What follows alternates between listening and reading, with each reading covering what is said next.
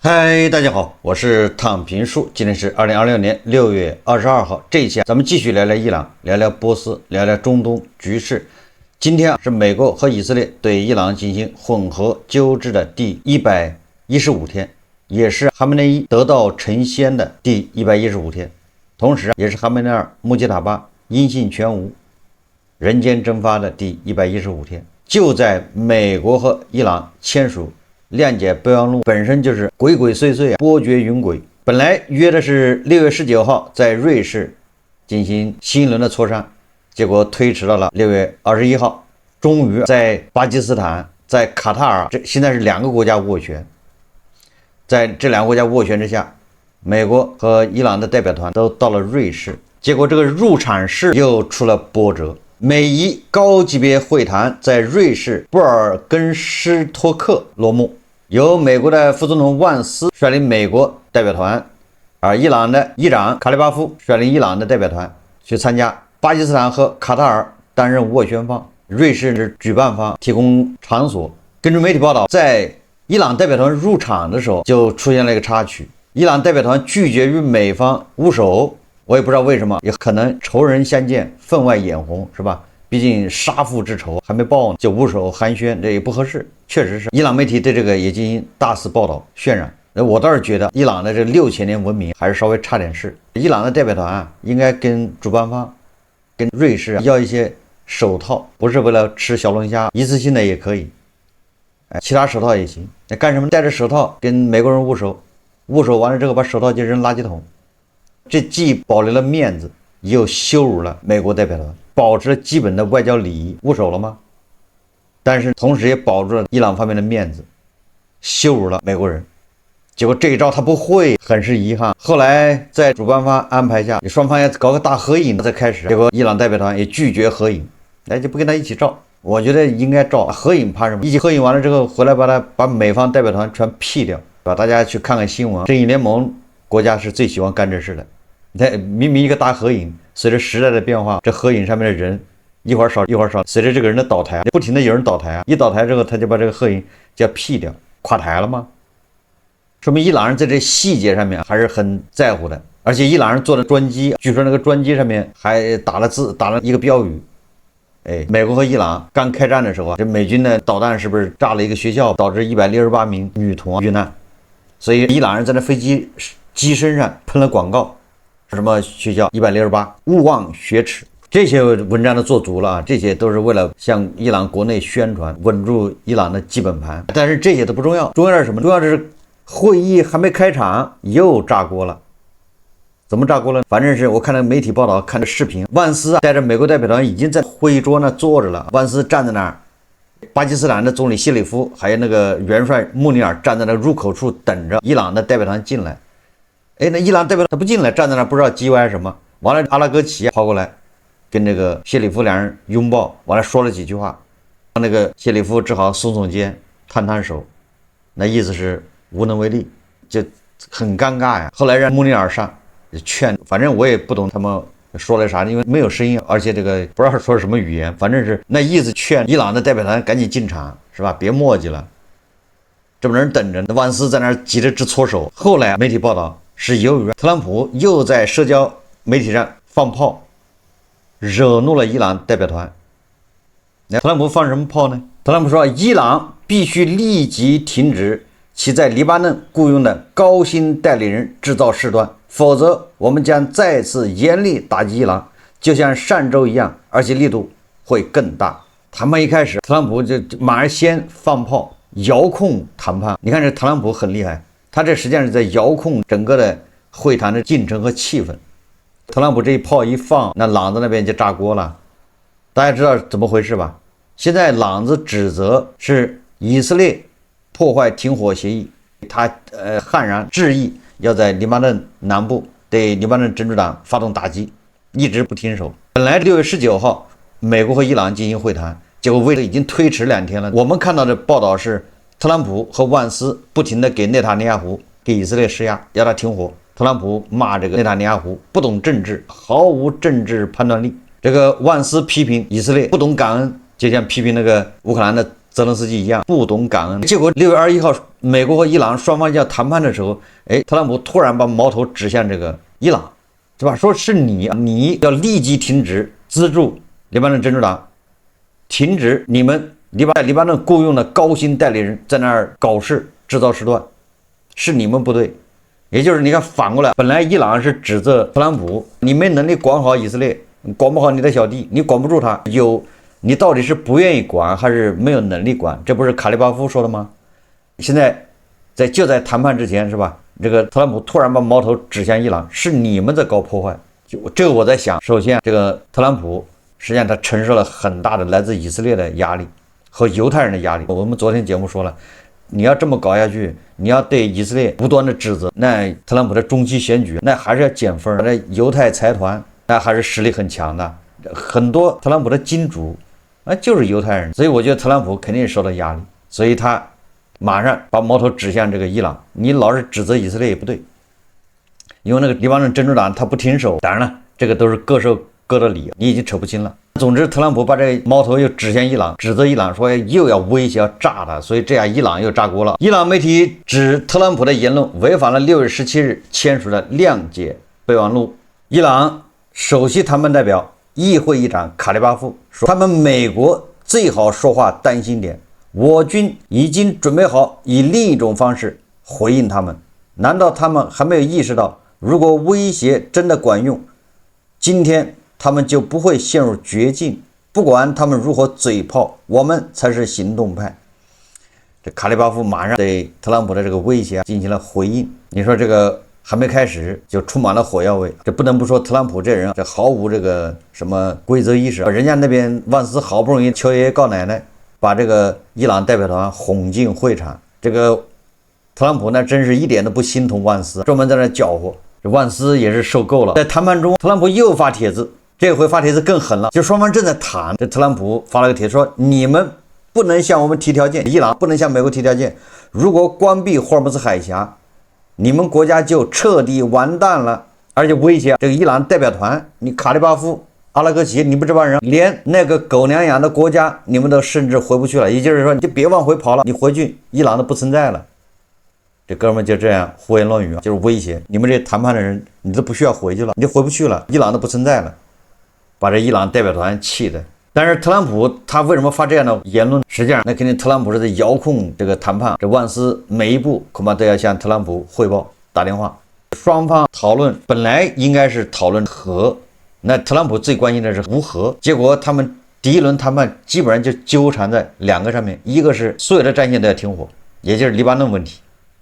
据说就这个讨论了很长时间，双方扯来扯去的，结果你不管美国和伊朗在这怎么扯，双方当事人不在，一个是真主党，一个是以色列，他俩不在，是吧？你们俩人在瑞士谈的兴高采烈，怎么谈？人家那边自己打自己的，你根本管不了。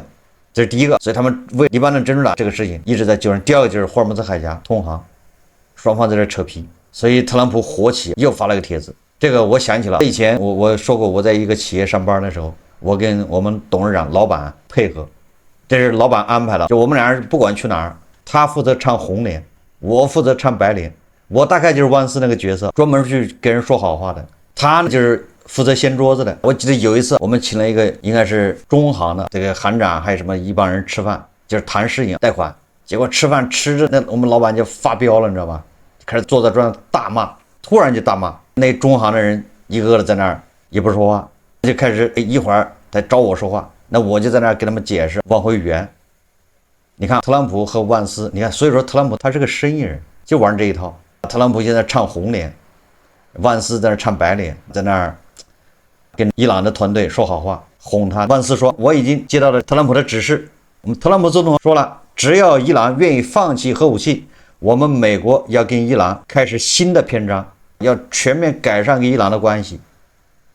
只要你们不拥有核武器，放弃核武器，那就是说美国和伊朗过去先就翻篇了，要开启新的篇章。好话说尽了，一个人在那边骂威胁，一个在这边说好话。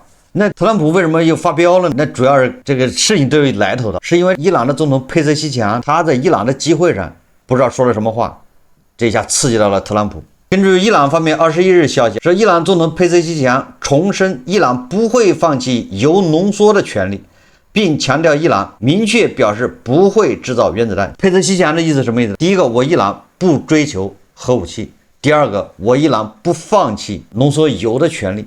佩泽西奇扬表示美国想确保伊朗不制造核武器，而多年来伊朗也无意制造核武器。但有一点是明确的，伊朗绝不会放弃铀浓缩的权利，美国也不得不接受这一点。佩泽西奇扬说伊朗与美国之间的谅解条款总体有利于伊朗人民。随着美伊谈判的启动，伊朗在卡塔尔持有的60亿美元资金将获得解冻。伊朗中央银行行长赫马提参与相关谈判，旨在明确这些资金的投向领域。佩泽西奇扬还表示，伊朗最高领袖已授权政府继续推进以美谈判，所有人必须团结一致，共同建设伊朗。他说任有个人或政治势力不愿看到局势恢复平静，企图破坏伊朗国家内部团结，必须保持警惕，避免分裂内讧。从佩泽西奇扬的说话，他有两部分，一部分向特朗普明确告诉特朗普，我们伊朗不追求核武器，但是我们也不放弃铀浓缩的权利。我铀浓缩不是为了造核武器，那你说特朗普能接受吗？接受不了。特朗普那不就是打特朗普的脸吗？但是佩泽西奇扬同时也说了，伊朗内部分裂，对吧？内讧，伊朗内部有个别政治势力或者个人不愿意看到局势恢复平静，还想，对吧，跟美国对着干，要制造紧张气氛，破坏伊朗国家内部团结，也就是警惕这种分裂势力呗。所以说明伊朗的内部矛盾公开化。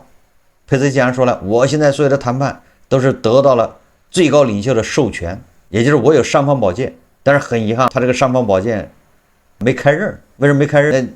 穆吉塔巴已经说了，我原则上不同意这个谅解备忘录，是你佩泽西奇扬逼的，我是没办法。人家已经发了声明了，但是佩泽西奇扬的意思是吧？你有办法我也不管，反正你同意了，你授权，那我们就去谈。你看，所以说伊朗内部也是非常分裂，要不然不可能代表团还没有落地瑞士，还没下飞机，那边革命卫队说霍尔木兹海峡又封上了，你说哪有这么干的，对吧？也不能怪特朗普这个暴躁。那么佩泽西奇扬这个他说，伊朗不会放弃浓缩铀的权利，美国将被迫接受这一点。所以特朗普又直接回击说，佩泽西奇扬最好管好自己的嘴，他最好收敛一点，否则我们接管这个国家的其余部分。吵归吵，闹归闹，不影响万斯在跟伊朗人说好话，说软话呀，忽悠伊朗人坐到谈判桌前。所以有媒体就报道了，说伊朗代表团而去，拍桌而起拂袖而去，说你们特朗普太气人了。但实际上这个也是媒体夸大了，这伊朗代表团没有离开，人家只是中场休息休息完了之后继续。美联社报道说，特朗普威胁搅动谈判，美伊谈判预计持续整夜。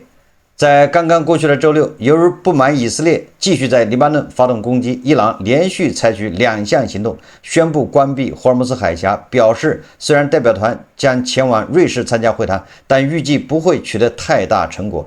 在伊朗看来，首要议题是黎巴嫩问题，因为美伊协议本应涵盖所有的战线停火，而以色列目前仍在黎巴嫩南部与伊朗支持的真主党交战。伊朗官方媒体称，在特朗普发表侮辱性言论后，会谈进入困难阶段，并暂时休会。随后，伊朗代表团与卡塔尔调解人员单独会面，并离开谈判现场。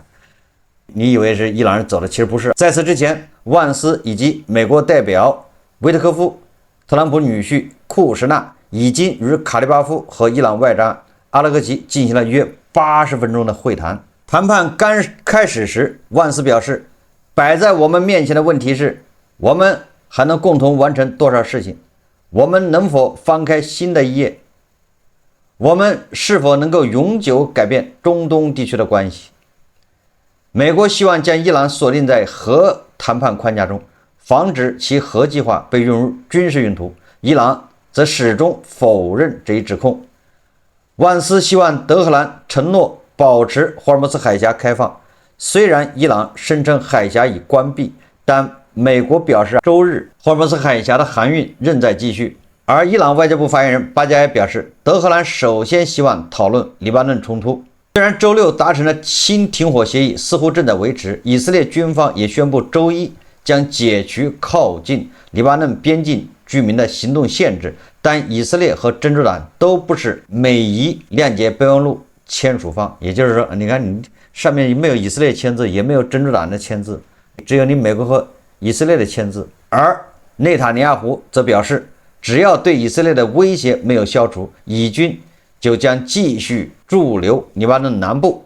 而真主党则坚持，除非以色列承诺撤军，否则不会停止攻击。你看，以色列和真主党呛上了。以色列说，你只要真主党不打我，我就不会反击。那真主党说了，你只要以色列撤出了我们的地盘，我就不打他。你说以色列说了，让我撤走没门儿。你说让特朗普怎么办？美联社说，随着万斯被视为2028年总统选举潜在的候选人，他在此次谈判中的角色受到更多关注。真的，万斯是个素人，在之前没有谈判过，上来就搞这么大的谈判，而且是跟最难的对手就是伊朗，是吧？打仗没赢过，谈判没输过，所以对万斯是个挑战。万斯更多的像个背锅侠呀。特朗普和万斯遭到了共和党内部强硬派的严厉批评。批评者认为这项协议与奥巴马的时期的伊核协议类似，而特朗普本人过去曾多次批评那份协议未能真正终止伊朗的核计划。那连奥巴马都说了，对吧？特朗普签的这个协议并没有比他那个协议高明到哪儿去。正当伊朗媒体在宣传伊朗代表团拂袖而去，对吧？拒绝谈判的时候，这个美国的一名高级外交官表示，伊朗代表团仍在谈判地点，美国代表团预计将彻夜继续工作。据他称，讨论正在进行中。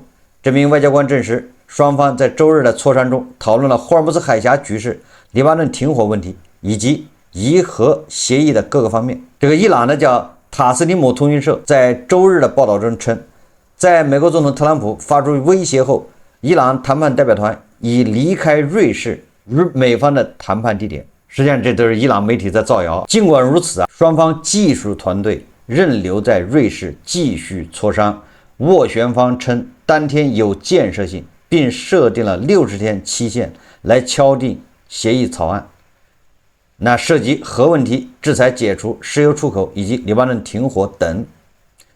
专家指，把黎巴嫩问题与核谈判捆绑会让局势复杂化，且60天完成协议很宏大，期限可能延长。而这个斡旋方卡塔尔和巴基斯坦已经宣布了，根据伊斯兰堡谅解备忘录框架下的美伊首轮高级别会谈已结束。此次会谈在积极和建设性的气氛中举行。积极什么意思啊？就双方吵得很厉害，叫积极。而双方都不说话，那就是不积极。不说话什么意思啊？积极就是吵得很厉害。建设性什么意思啊？建设性就是你说啥我都反对。在这种气氛中进行，取得了令人鼓舞的进展，什么意思啊？就差点谈崩了，并为进一步的技术谈判建立了机制。也就是这个几个小时的谈判就是在那扯皮，扯接下来怎么谈。各方已同意成立一个高级别委员会，负责监督调解工作，组建核问题、制裁、监督和争端解决等工作组，并推进只在60天内达成最终协议的路线图。各方已建立直接沟通渠道，以确保商船安全通过霍尔木兹海峡，并为黎巴嫩建立了避免冲突的机制。卡塔尔和巴基斯坦作为斡旋方发表了一个联合声明，这声明内容非常长。调停方将竭尽全力确保谈判在建设性的气氛中继续进行，以期达成最终协议。卡塔尔和巴基斯坦对美国和伊朗持续致力于外交途径和和平解决冲突表示诚挚的感谢。斡旋方中介就是中介啊，对双方的都是谢谢，我谢谢大家给面子。调停方还赞扬兄弟般友好国家为正在进行的谈判所提供的持续支持和宝贵贡献。这意思就是哥儿几个，我托付你们，拜托了，不要在后面使绊子了，不要在那儿挑拨，就这意思啊。这都是这话都要反着听。虽然伊朗方面这个卫队声称霍尔木兹海峡已经关闭，但是美国方面说没有。美国的能源部长说，昨天有67艘船通过了霍尔木兹海峡，而前一天是55艘。就石油和石油产品而言，大致相当于冲突前的情况。也就是说，昨天霍尔木兹海峡关于石油这块的运输已经恢复到战前了。那这是美国的说法，但是伊朗人说霍尔木兹海峡关闭了。所以说我在很久以前就说了，霍尔木兹海峡通航，那是一种表述，对不对？双方你就一种状态，你可以说通了，他也可以说没通，各方文学修辞不一样。但是那个油问题是个问题，油材料60%的400公斤的那个浓缩油，你怎么处理？那玩意给了美国，伊朗就没了；给了伊朗，美国就没有。现在好不容易同意稀释，如果霍尔木兹海峡恢复到战前水平，关于石油，那么对特朗普来说，他目的达到了，他的目的就是这个。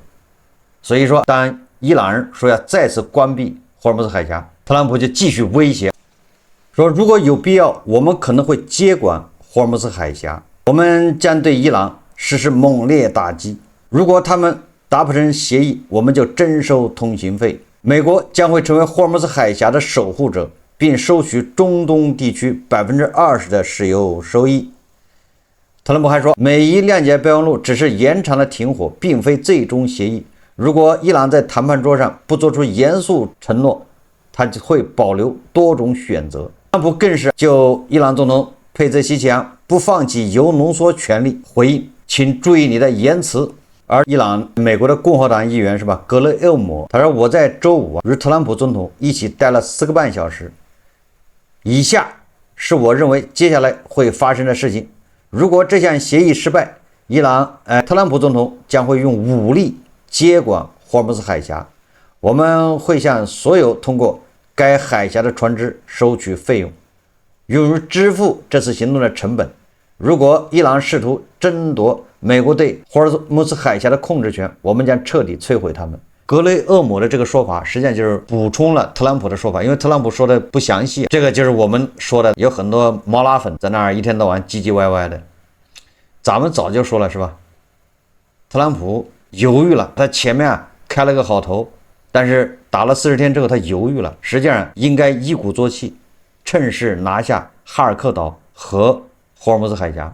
这个咱们一直在说的，你只要把哈尔克岛一占，把霍尔木兹海峡一占，你就等着伊朗人来谈判就完了，等着伊朗人来求饶。当然了，这个对美军肯定有些损失，人员伤亡，这肯定的，但是这个才是彻底解决问题之道，否则现在谈判就是耽误时间。当然了，特朗普也愿意是吧，他耽误到中期选举以后，但是伊朗人也不傻，伊朗人你谈判他也谈判，他也利用谈判来达到他的目的，他拖延对不对，他各种造势。特朗普想通过谈判达到目的，实际上他也走上了奥巴马的老路。你跟毛拉谈判那有什么用？你只有把毛拉给变了，你再谈才有用。你跟毛拉谈的这个协议再好也执行不了，即便能执行，后面那也是养虎为患。毛拉一旦发展起来了，他眼前的困难度过了，国家繁荣了，赚了点钱，那他也是清场是遥遥领先，他一样的更加坚定了他搞核武器的决心。而且那个时候他有钱了，财大气粗了，搞核武器那不是易如反掌吗？所以说这个万斯和特朗普两个人犯了致命错误，犹豫了。这一块他就应该听以色列人的，听内塔尼亚胡的。内塔尼亚胡现在在这次据说选举里面可能够呛，反正面临挑战。但是内塔尼亚胡如果下台，他上来的恐怕是更强硬的吧，因为以色列他没有退路，他退无可退。因为伊朗一旦拥有了核武器，那第一个就是以色列遭殃，你想都不用想。而且以色列他也挨不住这个一颗两颗的，因为它的面积太小，那也不像什么大俄，甚至都不像美国加拿大，人地广人稀是吧？你炸那人跑这儿，以色列太小，扛不住啊，经不起折腾。所以说他绝对不可能容许伊朗有核武器，甚至发展核武器。所以说内塔尼亚胡早就说了，不管你美国和伊朗怎么签，反正我们就不容许伊朗有核武器。所以中东的局势还是一波三折，你很难说风平浪静，随时都有可能擦枪走火啊。但是我觉得最关键的就是霍尔木兹海峡，如果卫队真的给他封上了，那特朗普他就没办法了，他只能动手。那卫队什么时候封呢？那就又取决于黎巴嫩、以色列跟真主党会不会大打出手，那就要么是伊朗你把真主党给摁住，要么就是美国你把以色列摁住。我个人觉得特朗普摁住以色列比较困难，相对来说伊朗人摁住真主党可能性还大一点。所以就看了，如果黎巴嫩真的风平浪静，那就说明伊朗人把真主党给摁住了。最近这2个月你就消停一点，只要真主党不动手，那以色列有可能会听特朗普的，配合特朗普先忍一忍。但是一旦达不到以色列的这个目标，以色列即便真主党不动，他们也会在黎巴嫩南部贝鲁特来清剿真主党。人家的以色列的目标是寻求黎巴嫩真主党解散，就像哈马斯一样。所以我们作为吃瓜群众，那这瓜还是有的看。好，这期节目我们就聊到这里，感谢大家收看。如果喜欢我的节目，欢迎订阅转发，也可以在下方留言评论，谢谢大家。